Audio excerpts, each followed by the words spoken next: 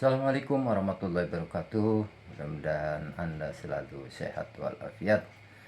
Berikut ini adalah pendapat analis politik Adi Parjitno tentang banyaknya artis yang dijadikan tim sukses untuk mendulang suara pada Pilkada 2024 ini, baik untuk gubernur Jakarta maupun gubernur di Banten dan tempat-tempat lainnya.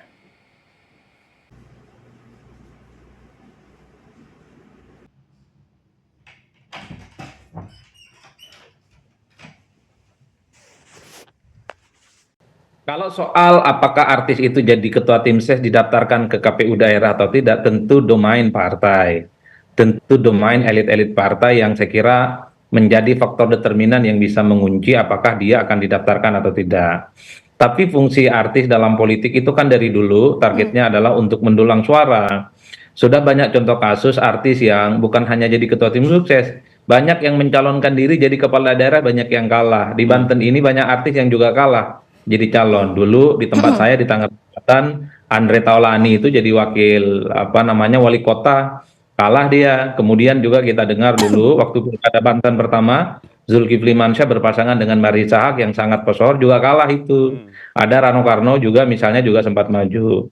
Yang ingin saya katakan adalah artis itu memang diyakini bahwa pesona popularitasnya itu akan bisa diwariskan kepada kandidat yang akan diusung, bahwa pendukung-pendukung dan pencinta Raffi Ahmad di Banten itu diharapkan akan menjadi sumber energi untuk bisa mendukung Pak Andra Soni dan Pak Dimyati Nakatusuma untuk memenangkan pertarungan di Banten. Apakah itu akan terbukti atau tidak? Tentu yang akan bisa membuktikan segala-galanya adalah bagaimana menerjemahkan orang yang kenal Andra Soni dari Pak Raffi Ahmad itu bisa dikapitalisasi sebagai sebuah suara.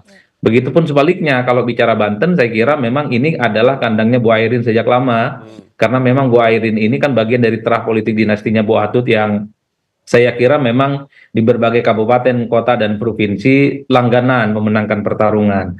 Tapi Bu Airin kali ini mendapatkan penantang yang menurut saya cukup serius, Pak Andra Soni dari Gerindra, partai pemenang Pilpres. Justru yang saya lihat di Banten itu bukan lagi Pak Raffi Ahmad. Raffi Ahmad mungkin di panggung depan, tapi di panggung belakangnya ada Pak Sufmi Dasko yang saya kira juga adalah calon anggota DPR, bahkan DPR terpilih dari Tangerang Banten ya, yang saya kira juga memiliki mesin politik yang bisa dikapitalisasi untuk memenangkan pertarungan. Pada akhirnya yang ingin saya katakan adalah artis ini adalah bagian dari salah satu ikhtiar untuk menyasar pemilih-pemilih yang mungkin tidak bisa disasar oleh partai, tidak bisa disasar oleh lawan, tidak bisa disasar oleh para ulama dan kiai. Siapakah mereka? Tentu adalah pemilih-pemilih muda yang selama ini engage dan peduli dengan urusan-urusan media dan media sosial. Raffi harus diakui di berbagai tempat adalah sosok yang paling banyak disebut dan menjadi artis yang paling disukai. Karenanya pemilihan nama Raffi Ahmad tentu sebagai ikhtiar dengan harapan orang yang kenal dan suka dengan Raffi Ahmad di Banten bisa diharapkan bisa memilih Andra Soni dan Dimyati Natakusuma. Tinggal diuji apakah nanti ini akan berbuah manis atau tidak. Saya masih cukup meyakini bahwa door to door campaign datang langsung ke masyarakat, diyakinkan mereka, dipeluk hati dan pikirannya, siapa yang kuat dialah yang kemudian akan memenangkan pertarungan. Kalau Raffi Ahmad juga melakukan hal ini, door to door campaign, mendekati masyarakat, orang yang kenal dan suka dirinya, dirangkul dan diajak di TPS, bukan tidak mungkin. Ini akan menjadi energi yang bagus. Karena